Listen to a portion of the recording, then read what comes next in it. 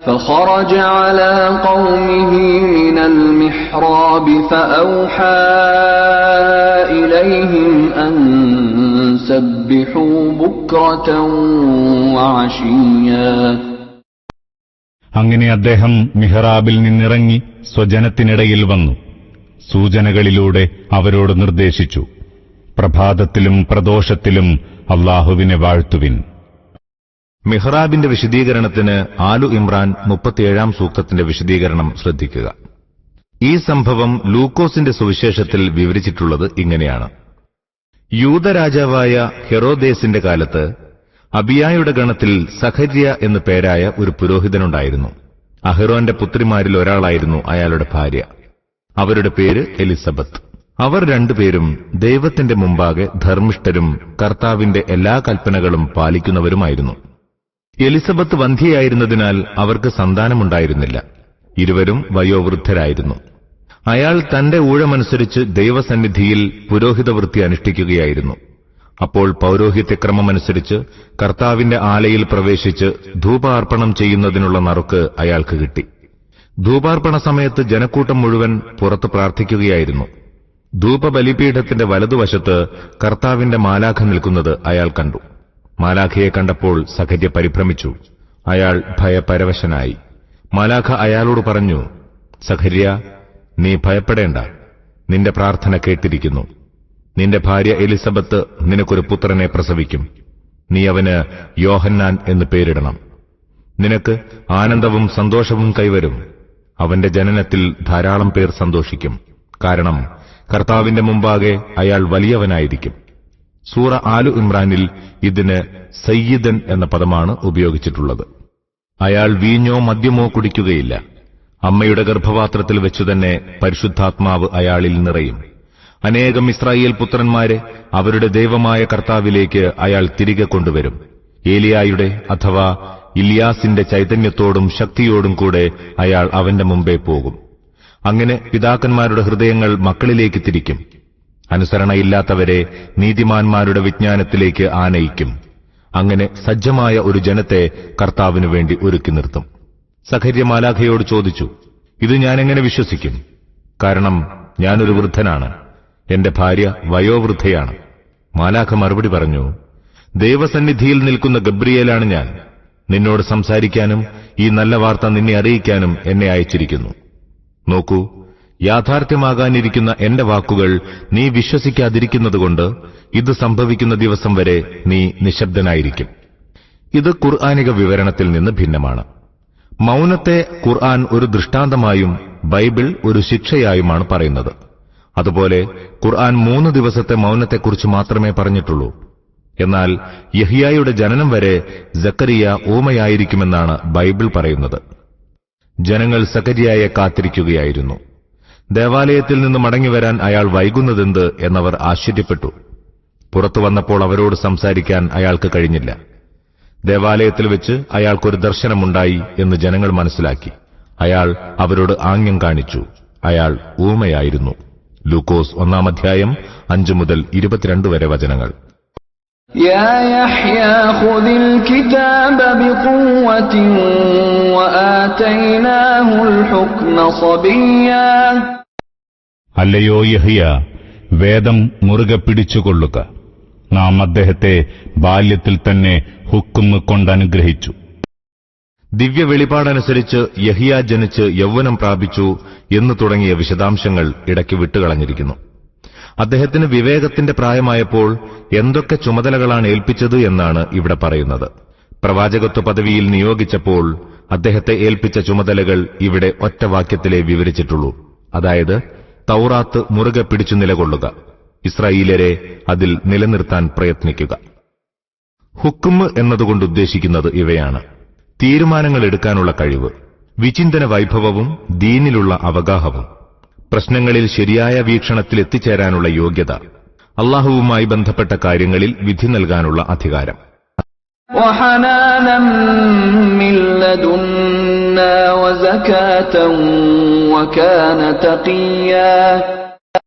നമ്മുടെ പക്കൽ നിന്നുള്ള ദയാവായ്പും പരിശുദ്ധിയും പ്രദാനം ചെയ്തു. അദ്ദേഹം വളരെ ഭക്തനുമായിരുന്നു. ഹനാൻ എന്ന പദമാണിവിടെ ഉപയോഗിച്ചിട്ടുള്ളത്. വാത്സല്യം എന്നാണ് അതിന്റെ അർത്ഥം. അതായത് ഒരു മാതാവിന് തന്റെ കുട്ടികളോടുണ്ടാകുന്ന അദമ്യമായ സ്നേഹവായ്പ്. അതിന്റെ പേരിൽ കുട്ടികളുടെ ക്ലേശങ്ങളിൽ അവരുടെ മനസ്സ് പിടയ്ക്കുന്നു. അത്തരം കനിവാണ് യഹ്യായുടെ മനസ്സിൽ ദേവദാസന്മാരുടെ നേരെ ഉണർത്തപ്പെട്ടത്. وبرا بوالديه ولم يكن جبارا عصيا. മാതാപിതാക്കളെ നന്നായി പരിചരിക്കുന്നവനുമായിരുന്നു, ക്രൂരനായ ധിക്കാരിയായിരുന്നില്ല. وسلام عليه يوم ولد ويوم يموت ويوم يبعث حيا. ജനനനാളിലും മരണനാളിലും ഉയിർത്തെഴുന്നേൽപ്പിക്കപ്പെടുന്ന നാളിലും അദ്ദേഹത്തിന് സമാധാനം. യഹ്യായെക്കുറിച്ച് വ്യത്യസ്ത സുവിശേഷങ്ങളിൽ ചിതറിക്കിടക്കുന്ന പരാമർശങ്ങൾ സമന്വയിപ്പിച്ചുകൊണ്ട് നാം ഇവിടെ അദ്ദേഹത്തിന്റെ പരിശുദ്ധ ചരിത്രത്തിന്റെ ഒരു ചിത്രം അവതരിപ്പിക്കുകയാണ്. ഇത് ഈ സൂറയും സൂറ ആലു ഇമ്രാനും ഉൾക്കൊള്ളുന്ന സംക്ഷിപ്ത സൂചനകളുടെ വിശദീകരണമാകും. ലൂക്കോസിന്റെ വിവരണപ്രകാരം യഹ്യ ഈസയേക്കാൾ 6 മാസത്തിന് മൂത്തയാളാണ്. അദ്ദേഹത്തിന്റെയും ഈസായുടെയും മാതാക്കൾ തമ്മിൽ അടുത്ത ബന്ധമുണ്ട്. ഏകദേശം 30-ാം വയസ്സിൽ അദ്ദേഹം പ്രവാചക പദവിയിൽ നിയുക്തനായി. യോഹന്നാന്റെ വിവരണമനുസരിച്ച് അദ്ദേഹം ജോർദാന്റെ കിഴക്കൻ പ്രദേശങ്ങളിൽ ജനങ്ങളെ ദൈവത്തിലേക്ക് പ്രബോധനം ചെയ്യാൻ തുടങ്ങി. അദ്ദേഹം പറയുന്നു, യെശയ്യാ പ്രവാചകൻ പറഞ്ഞതുപോലെ കർത്താവിന്റെ വഴി നേരെയാക്കുക എന്ന് മരുഭൂമിയിൽ വിളിച്ചു പറയുന്നവന്റെ സ്വരമാണ് ഞാൻ. യോഹന്നാൻ 1-ാം 23-ാം വാചകം. അദ്ദേഹം ആളുകളെ പാപത്തിൽ നിന്ന് കുമ്പസാരം ചെയ്യിക്കുകയും കുമ്പസാരിച്ചവരെ ജ്ഞാനസ്നാനം ചെയ്യിക്കുകയും ചെയ്തുകൊണ്ടിരിക്കുന്നുവെന്നാണ് മാർക്കോസിന്റെ നിവേദനം. ജനത്തിന്റെ ആത്മാവും ശരീരവും ശുദ്ധീകരിക്കുകയായിരുന്നു അദ്ദേഹം. യഹൂദയിലും യെരൂശലേമിലും ധാരാളം ആളുകൾ അദ്ദേഹത്തിന്റെ ശിഷ്യന്മാരായി. ജോർദാന്റെ അടുക്കൽ ചെന്നിട്ടും ജ്ഞാനസ്നാനം ചെയ്യിച്ചിരുന്നു. മാർക്കോസ് 1-ാം 4-5 വചനങ്ങൾ. ഇക്കാരണത്താൽ അദ്ദേഹം സ്നാപക യോഹന്നാൻ എന്ന പേരിൽ പ്രസിദ്ധനായി. ഇസ്രായേലിയർ പൊതുവിൽ അദ്ദേഹത്തിന്റെ പ്രവാചകത്വം അംഗീകരിച്ചിരുന്നു. മത്തായി 21-ാം 26-ാം വാചകം. മസീഹ് പ്രസ്താവിച്ചു, സത്യമായി ഞാൻ നിങ്ങളോട് പറയുന്നു, സ്ത്രീകളിൽ നിന്ന് ജനിച്ചവരിൽ സ്നാപക യോഹന്നാനേക്കാൾ വലിയവനായി ആരുമില്ല. മത്തായി 11-ാം 11-ാം വാചകം. അദ്ദേഹം ഒട്ടകരോമം കൊണ്ടുള്ള വസ്ത്രവും തുകൽ കൊണ്ടുള്ള അരപ്പട്ടയും ധരിച്ചിരുന്നു. വെട്ടുകിളികളും കാട്ടുതേനുമായിരുന്നു അദ്ദേഹത്തിന്റെ ഭക്ഷണം. മത്തായി 3-ാം 4-ാം വാചകം. ഈ പരുക്കൻ ജീവിതവുമായി അദ്ദേഹം ജനങ്ങളെ പ്രബോധനം ചെയ്തുകൊണ്ട് സഞ്ചരിച്ചു. അക്കാലത്ത് സ്നാപക യോഹന്നാൻ വന്ന് യൂദായിലെ മരുഭൂമിയിൽ പ്രസംഗിച്ചു, അനുതപിക്കുക, കാരണം സ്വർഗരാജ്യം സമീപിച്ചിരിക്കുന്നു. മത്തായി 3-ാം 2-ാം വാചകം. അതായത് മസീഹിന്റെ പ്രവാചക ദൌത്യം ആരംഭിക്കാറായിരിക്കുന്നു. ഈ അടിസ്ഥാനത്തിൽ അദ്ദേഹത്തെ പൊതുവിൽ മസീഹിന്റെ അർഹാസ് എന്ന് വിളിച്ചുവരുന്നു. അദ്ദേഹത്തെക്കുറിച്ച് സൂറ ആലു ഇമ്രാനിൽ 99-ാം സൂക്തത്തിൽ ഇപ്രകാരം പറഞ്ഞിരിക്കുന്നു, മുസദ്ദിഖൻ ബി കലിമാത്തിൻ മിനല്ലാഹി. واذكر في الكتاب مريم إذ انتبذت من أهلها مكانا شرقيا. പ്രവാചകരെ, ഈ വേദത്തിൽ മറിയമിന്റെ ചരിത്രം വിവരിച്ചുകൊള്ളുക. അവൾ സ്വന്തം ജനതയിൽ നിന്നകന്ന് കിഴക്കുവശത്ത് ഏകാന്തയായി കഴിഞ്ഞ സന്ദർഭം. ഈ ആയത്തിന്റെ താരതമ്യ പഠനത്തിന് ആലു ഇമ്രാൻ 41-55, അന്നിസാ 156-157 എന്നിവ ശ്രദ്ധിക്കുക. فاتخذت من دونهم حجابا فأرسلنا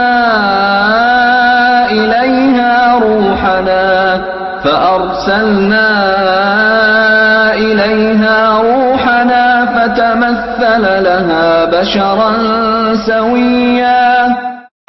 അവൾ ഒരു തിരശ്ശീലയിട്ട് അവരിൽ നിന്ന് മറഞ്ഞിരിക്കുകയായിരുന്നു. ഈ അവസരത്തിൽ നാം നമ്മുടെ റൂഹിനെ അഥവാ മലക്കിനെ അവരിലേക്ക് അയച്ചു. മലക്ക് തികഞ്ഞ മനുഷ്യരൂപത്തിൽ അവർക്ക് മുമ്പിൽ പ്രത്യക്ഷനായി. മറിയമിനെ അവരുടെ മാതാവ് തന്റെ നേർച്ചയനുസരിച്ച് ബൈത്തുൽ മഖ്ദിസിൽ ആരാധനയ്ക്കിരുത്തിയതായും സക്കരിയ അവരുടെ സംരക്ഷണ ഉത്തരവാദിത്വം ഏറ്റെടുത്തതായും സൂറ ആലു ഇമ്രാനിൽ പ്രസ്താവിച്ചിട്ടുണ്ട്. മറിയം ബൈത്തുൽ മഖ്ദിസിൽ ഒരു മിഹ്റാബിൽ ഭജനമിരുന്നതായും അവിടെ പറഞ്ഞിട്ടുണ്ട്. അവർ ഭജനമിരുന്ന മിഹ്റാബ് ബൈത്തുൽ മഖ്ദിസിന്റെ കിഴക്ക് ഭാഗത്തായിരുന്നുവെന്നുമാണ് ഇവിടെ പറയുന്നത്. ഭജനക്കാരുടെ സമ്പ്രദായമനുസരിച്ച് അവർ തന്റെ മിഹ്റാബിന് വിരിയിട്ട് കാഴ്ചക്കാരുടെ ദൃഷ്ടിയിൽ നിന്ന് സ്വയം മറഞ്ഞിരുന്നുവെന്നും സൂചിപ്പിക്കുന്നു. ബൈബിളുമായി യോജിപ്പിക്കുന്നതിനു വേണ്ടി മക്കാനൻ ഷർഖിയ എന്നതിന് നാസ്വിറ എന്ന അർത്ഥം കൽപ്പിച്ചവർക്ക് തെറ്റുപറ്റിയിരിക്കുന്നു. കാരണം നാസ്വിറ യെരുശലേമിന് വടക്കാണ്, കിഴക്കല്ല. قالت إني أعوذ بالرحمن منك إن كنت تقيا. ആകസ്മികമായി മുമ്പിലെത്തിയ പുരുഷനെ കണ്ട് മറിയം വിളിച്ചു പറഞ്ഞു, ഞാൻ നിങ്ങളിൽ നിന്ന് കാരുണികനായ അല്ലാഹുവിൽ അഭയം തേടുന്നു, നിങ്ങളൊരു ദൈവഭയമുള്ളവനാണെങ്കിൽ. قال إنما أنا رسول ربك لأهب لك غلاما زكيا. അയാൾ പറഞ്ഞു, ഞാൻ നിന്റെ റബ്ബിന്റെ ദൂതനാകുന്നു, നിനക്കൊരു വിശുദ്ധനായ പുത്രനെ തരുന്നതിനു വേണ്ടി നിയുക്തനായവൻ. قالت أنى يكون لي غلام ولم يمسسني بشر ولم أك بغيا. മറിയം പറഞ്ഞു, എനിക്ക് പുത്രനുണ്ടാകുന്നതെങ്ങനെ? എന്നെ ഒരു പുരുഷനും സ്പർശിച്ചിട്ടു പോലുമില്ല, ഞാൻ ദുർനടത്തക്കാരിയുമല്ല. قال كذلك قال ربك هو علي هين ولنجعله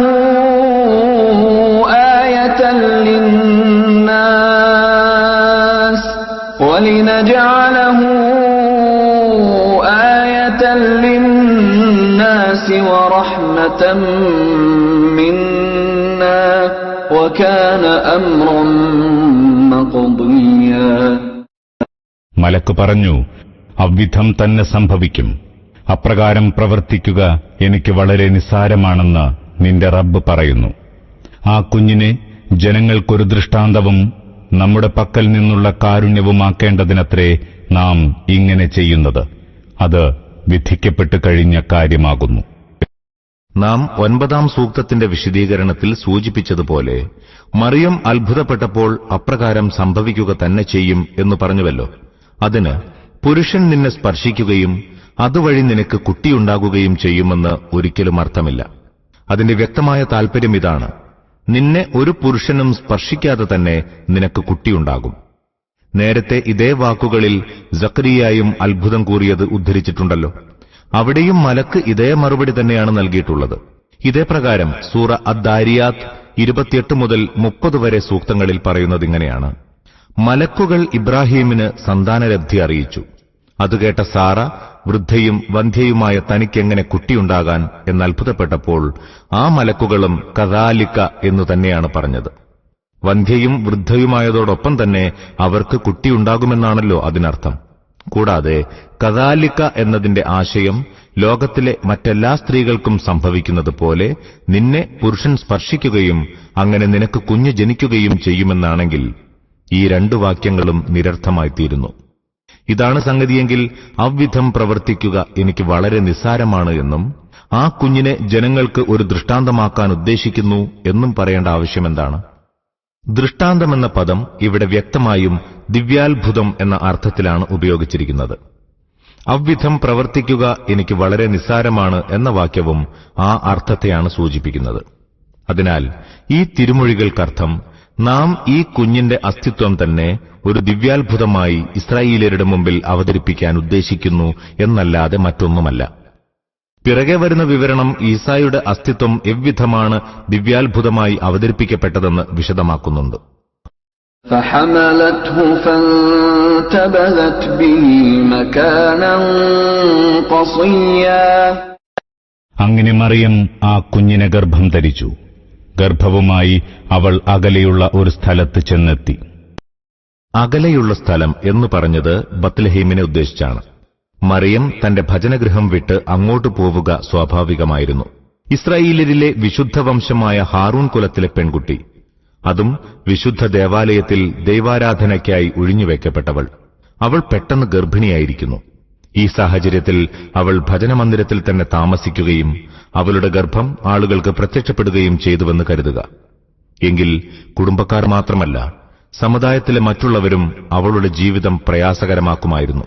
അതിനാൽ ഈ കടുത്ത പരീക്ഷണത്തിൽ അകപ്പെട്ട ശേഷം ആ സാധു തന്റെ ഭജനഗൃഹം വിട്ടുപോയി. അള്ളാഹുവിന്റെ പ്രീതി പൂർണ്ണമാകാനും ജനത്തിന്റെ ആക്ഷേപ ശകാരങ്ങളിൽ നിന്നും പൊതുവായ ദുഷ്പേരിൽ നിന്നും രക്ഷപ്പെടാനും വേണ്ടിയായിരുന്നു അത്. ഈസാ പിതാവില്ലാതെയാണ് ജനിച്ചത് എന്ന് ഈ സംഭവം തെളിയിക്കുന്നു. അവർ വിവാഹിതയും ഭർത്താവിനാൽ ഗർഭിണിയുമായിരുന്നുവെങ്കിൽ പ്രസവിക്കുന്നതിനു വേണ്ടി സ്വന്തം വീട്ടിൽ നിന്ന് വിദൂരമായ വിജനസ്ഥലത്ത് പോകേണ്ട ഒരാവശ്യവും ഉണ്ടാകുമായിരുന്നില്ല. فأجاءها المخاض إلى جذع النخلة قالت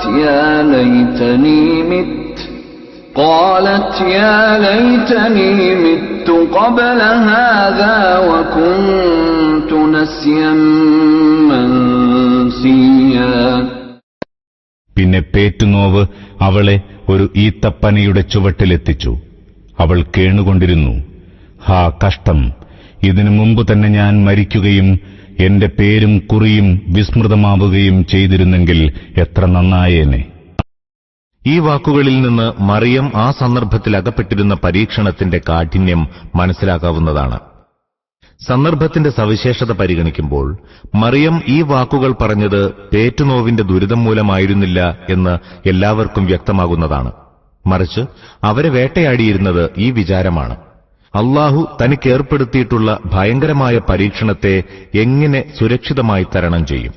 ഗർഭം ഇതുവരെ എങ്ങനെയൊക്കെയോ ഒളിച്ചുപിടിച്ചു കൊണ്ടു നടന്നു. ഇനി ഈ കുട്ടിയെ എവിടെ കൊണ്ടുപോയി ഒളിപ്പിക്കും? തുടർന്നു വരുന്ന വാക്യത്തിൽ മലക്ക് അവരോട് പറയുന്നുണ്ട്: വ്യസനിക്കാതിരിക്കുക. വിവാഹിതയും ഭർത്താവിനാൽ ഗർഭിണിയുമായ ഒരു പെൺകുട്ടിക്ക് കടിഞ്ഞൂൽ പ്രസവത്തിന് എത്രയൊക്കെ വേദനയുണ്ടെങ്കിലും ദുഃഖവും വ്യസനവും ഒരിക്കലും ഉണ്ടാവില്ല. എന്നല്ല, അതിയായ സന്തോഷമാണുണ്ടാവുക. فناداها من تحتها ألا تحزني قد جعل ربك تحتك سريا. അപ്പോൾ താഴെ നിന്ന് മലക്ക് അവളെ വിളിച്ചറിയിച്ചു: വ്യസനിക്കാതിരിക്കുക, നിന്റെ റബ്ബ് നിനക്ക് താഴെ ഒരു അരുവി ഒഴുക്കിയിരിക്കുന്നു. وهزي إليك بجذع النخلة تساقط عليك رطبا جنيا. ആ ഈത്തപ്പനയുടെ തടിയൊന്ന് കുലുക്കി നോക്കുക, അത് നിനക്ക് പുതിയ ഈത്തപ്പഴം തുടരെ വീഴ്ത്തിത്തരും. فكلي واشربي وقري عينا فإما ترين من البشر أحدا فقولي إني نذرت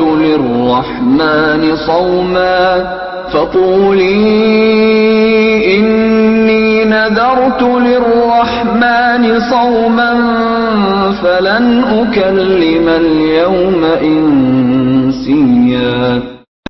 അത് തിന്നുകയും കുടിക്കുകയും കൺകുളിർക്കയും ചെയ്തുകൊള്ളുക. പിന്നെ വല്ല മനുഷ്യരെയും കാണുകയാണെങ്കിൽ അവരോട് പറഞ്ഞേക്കുക: ഞാൻ കാരുണികനായ ദൈവത്തിനു വേണ്ടി വ്രതം നേർന്നിരിക്കുകയാണ്. അതിനാൽ ഇന്ന് ആരോടും സംസാരിക്കുന്നതല്ല. കുട്ടിയുടെ കാര്യത്തിൽ നീ ഒന്നും പറയേണ്ട ആവശ്യമില്ല എന്നർത്ഥം. അവന്റെ ജനനത്തെ സംബന്ധിച്ച ഏത് വിമർശനത്തിനും മറുപടി പറയുക നമ്മുടെ ഉത്തരവാദിത്വമാകുന്നു. മൗനവ്രതമനുഷ്ഠിക്കുന്ന സമ്പ്രദായം ഇസ്രായേല്യരിൽ പ്രചാരത്തിലുണ്ടായിരുന്നു എന്നതും ഇവിടെ പ്രസ്താവ്യമാണ്. മറിയമിന്റെ യഥാർത്ഥ ദുഃഖം എന്തായിരുന്നുവെന്ന് ഈ വാക്കുകൾ വെളിപ്പെടുത്തുന്നു. അതുപോലെ വിവാഹിതയായ പെൺകുട്ടിക്ക് ലോകനിയമമനുസരിച്ച് പ്രഥമ സന്തതിയുണ്ടാകുമ്പോൾ മൗനവ്രതമനുഷ്ഠിക്കുന്നതെന്തിന് എന്ന ചോദ്യവും പ്രസക്തമാണ്. فأتت به قومها تحمله قالوا يا مريم لقد جئت شيئا فريا. പിന്നെ ആ ശിശുവിനെയും എടുത്ത് അവൾ സ്വജനത്തിലേക്ക് ചെന്നു. അവർ പറയാൻ തുടങ്ങി: ഓ മറിയം, നീ മഹാപാപം ചെയ്തു കളഞ്ഞല്ലോ. يا أخت هارون ما كان أبوك امرأ سوء وما كانت أمك بغيا. ഓ ഹാറൂനിന്റെ സോദരി, നിന്റെ പിതാവ് ദുഷിച്ച മനുഷ്യനായിരുന്നില്ല, മാതാവ് ദുർനടത്തക്കാരിയുമായിരുന്നില്ല. ഈ വാക്കുകൾക്ക് രണ്ട് ആശയങ്ങളുണ്ടാവാം. ഒന്ന്, ഈ വചനങ്ങളെ അതിന്റെ പ്രത്യക്ഷാർത്ഥത്തിൽ തന്നെ എടുത്ത് മറിയമിന് ഹാറൂൻ എന്നു പേരുള്ള ഒരു സഹോദരനുണ്ടായിരുന്നുവെന്ന് കരുതുക. 2. അറബി സംസാര ശൈലി അനുസരിച്ച് ഉഖ്തു ഹാറൂൻ എന്നതിന് ഹാറൂൻ കുലത്തിലെ പെൺകുട്ടി എന്ന് അർത്ഥം കൽപ്പിക്കുക. കാരണം അറബിയിൽ പ്രചാരത്തിലുള്ള ഒരു ശൈലിയാണിത്. ഉദാഹരണമായി മുളർ വംശജനെ യാ അഖാ മുളർ അഥവാ മുളറിന്റെ സഹോദര എന്നും, ഹമദാൻ വംശജനെ യാ അഖാ ഹമദാൻ അഥവാ ഹമദാന്റെ സഹോദര എന്നും വിളിക്കാറുണ്ട്. ഒന്നാമത്തെ അർത്ഥത്തിന് മുൻഗണനയേകുന്ന തെളിവ് നബി തിരുമേനിയിൽ നിന്ന് തന്നെ ആ അർത്ഥം ഉദ്ധരിക്കപ്പെട്ടിട്ടുണ്ട് എന്നതാണ്. രണ്ടാമത്തെ അർത്ഥത്തെ ബലപ്പെടുത്തുന്ന തെളിവാകട്ടെ സന്ദർഭവും പശ്ചാത്തലവും ആ അർത്ഥത്തെ തേടുന്നു എന്നതത്രേ. എന്തുകൊണ്ടെന്നാൽ ഈ സംഭവം സമൂഹത്തിലുണ്ടാക്കിയ കോളിളക്കത്തിന്റെ കാരണം ഹാറൂൻ എന്നു പേരുള്ള അപ്രശസ്തനായ ഒരു വ്യക്തിയുടെ കന്യകയായിരുന്ന സഹോദരി പിഴച്ചു പ്രസവിച്ചു എന്നതായിരുന്നില്ലെന്ന് വ്യക്തം. ആളുകളെ മറിയമിന് ചുറ്റും ഓടിക്കൂടാൻ പ്രേരിപ്പിച്ച സംഗതി ഇസ്രായേലിലെ ഒരു വിശുദ്ധ കുലത്തിന്റെ കുലപതിയായ ഹാറൂന്റെ ഒരു സന്തതിക്കാണ് ഈ ഗതി എത്തിയത് എന്നുള്ളത് തന്നെയാകുന്നു.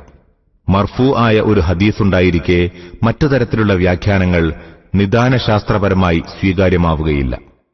എങ്കിലും മുസ്ലിമും നസായിയും തിർമിദിയും മറ്റും ഉദ്ധരിച്ചിട്ടുള്ള ഈ ഹദീസിന്റെ വാക്കുകൾക്ക് ഹാറൂന്റെ സഹോദരി എന്നു തന്നെ അർത്ഥം നൽകേണ്ടതില്ല. മുഗീറത്ത് ബിൻ ശുഅബയുടെ നിവേദനത്തിൽ വന്നിട്ടുള്ളത് ഇപ്രകാരമാകുന്നു. നജ്റാനിലെ ക്രിസ്ത്യാനികൾ മുഗീറയോട് പറഞ്ഞു, ഖുർആൻ മറിയമിനെ ഹാറൂന്റെ സഹോദരി എന്ന് പറഞ്ഞിരിക്കുന്നു. ഹാറൂനാകട്ടെ അവരുടെ എത്രയോ നൂറ്റാണ്ടുകൾക്ക് മുമ്പ് കഴിഞ്ഞുപോയ ആളാണ്. മുഗീറയ്ക്ക് ഇതിന് മറുപടി പറയാൻ കഴിഞ്ഞില്ല. അദ്ദേഹം നബി തിരുമേനിയുടെ സന്നിധിയിൽ വന്ന് സംഭവം ബോധിപ്പിച്ചു. അപ്പോൾ നബി പറഞ്ഞു, താങ്കൾ എന്തുകൊണ്ട് ഇങ്ങനെ മറുപടി പറഞ്ഞില്ല? ഇസ്രായേല്യർ പ്രവാചകരുടെയും സജ്ജനങ്ങളുടെയും പേരുകൾ തങ്ങളുടെ പേരുകളാക്കാറുണ്ട്. ഈ തിരുവചനം വ്യക്തമാക്കുന്നത് മറുപടി പറയാതിരിക്കുന്നതിന് പകരം ഇങ്ങനെ മറുപടി പറഞ്ഞ് വിമർശനം ദൂരീകരിക്കാൻ കഴിയുമായിരുന്നു എന്ന് മാത്രമാണ്. ഈസായുടെ അമാനുഷികതയെ നിഷേധിക്കുന്നവരുണ്ടല്ലോ. അദ്ദേഹം ജനിച്ചപ്പോൾ ജനം ഒത്തുകൂടി മറിയമിനെ ആക്ഷേപശകാരങ്ങൾ കൊണ്ട് മൂടിയതെന്തിനാണ് എന്ന ചോദ്യത്തിന് അവർ മറുപടി പറയേണ്ടതുണ്ട്. فأشارت إليه قالوا كيف نكلم من كان في المهد صبيا. അപ്പോൾ മറിയം ശിശുവിന് നേരെ ചൂണ്ടി. ജനം ചോദിച്ചു, തൊട്ടിലിൽ കിടക്കുന്ന ശിശുവിനോട് ഞങ്ങൾ സംസാരിക്കുന്നതെങ്ങനെ? ഖുർആനെ ആശയപരമായി ഭേദഗതി ചെയ്യുന്നവർ ഈ സൂക്തത്തിന് നൽകിയിരിക്കുന്ന അർത്ഥം ഇതാണ്: ഇന്നലത്തെ കുട്ടിയായ അവനോട് ഞങ്ങൾ എന്ത് സംസാരിക്കാൻ? അവരുടെ വീക്ഷണത്തിൽ ഈ സംഭാഷണം നടന്നത് ഈസായുടെ യൗവനദശയിലാണ്. ഇസ്രായേലിലെ പ്രായം ചെന്ന പ്രമാണിമാർ പറയുകയാണ്, കൊള്ളാം, ഇന്നലെ ഞങ്ങളുടെ മുന്നിൽ തൊട്ടിലിൽ കിടന്നിരുന്ന ഈ പയ്യനോട് ഞങ്ങൾ എന്തു ചോദിക്കാനാണ്? പക്ഷേ സ്ഥലം, സന്ദർഭം, ശൈലി എന്നിവയെക്കുറിച്ച് അല്പമെങ്കിലും ആലോചിക്കുന്നവർക്ക് ദിവ്യാത്ഭുതം സമ്മതിക്കുന്നതിൽ നിന്ന് രക്ഷപ്പെടാൻ അവലംബിച്ച ഒരു ദുർവ്യാഖ്യാനമല്ലാതെ മറ്റൊന്നുമല്ല ഇതെന്ന് മനസ്സിലാകുന്നതാണ്. ആളുകൾ ആക്ഷേപിക്കാൻ ഓടിക്കൂടിയത് ആ കുട്ടിയുടെ ജനന സമയത്തായിരുന്നു, അല്ലാതെ അവൻ യുവാവായ സന്ദർഭത്തിലായിരുന്നില്ല എന്ന് ഈ ദുർവ്യാഖ്യാനക്കാർ തീരെ ഓർക്കുന്നില്ല. കൂടാതെ സൂറ ആലു ഇമ്രാൻ 46, അൽ മാഇദ 110 എന്നീ സൂക്തങ്ങൾ ഈസായുടെ ഈ വർത്തമാനം അദ്ദേഹത്തിന്റെ യൗവനത്തിലായിരുന്നില്ല, മറിച്ച് തൊട്ടിലിൽ കിടക്കുന്ന ഒരു നവജാത ശിശുവിന്റെ അവസ്ഥയിലായിരുന്നു എന്ന കാര്യം ഖണ്ഡിതമായി തെളിയിക്കുന്നുണ്ട്. ആദ്യത്തെ സൂക്തത്തിൽ മറിയമിനെ ഈസായുടെ ജനനവാർത്ത അറിയിച്ചുകൊണ്ട് അദ്ദേഹം തൊട്ടിലിൽ കിടക്കുമ്പോഴും യൗവനദശയിലും ജനങ്ങളോട് സംസാരിക്കുമെന്ന് പറഞ്ഞിട്ടുണ്ട്. രണ്ടാമത്തെ സൂക്തത്തിൽ നീ തൊട്ടിലിൽ കിടക്കുമ്പോഴും യൗവനദശയിലും ജനത്തോട് സംസാരിക്കുമെന്ന് അല്ലാഹു ഈസയോട് തന്നെ പറയുന്നു. قال إني عبد الله آتاني الكتاب وجعلني نبيا. ശിശു പറഞ്ഞു, ഞാൻ അല്ലാഹുവിന്റെ ദാസനാകുന്നു, എനിക്കവൻ വേദം നൽകുകയും എന്നെ പ്രവാചകനാക്കുകയും ചെയ്തിരിക്കുന്നു.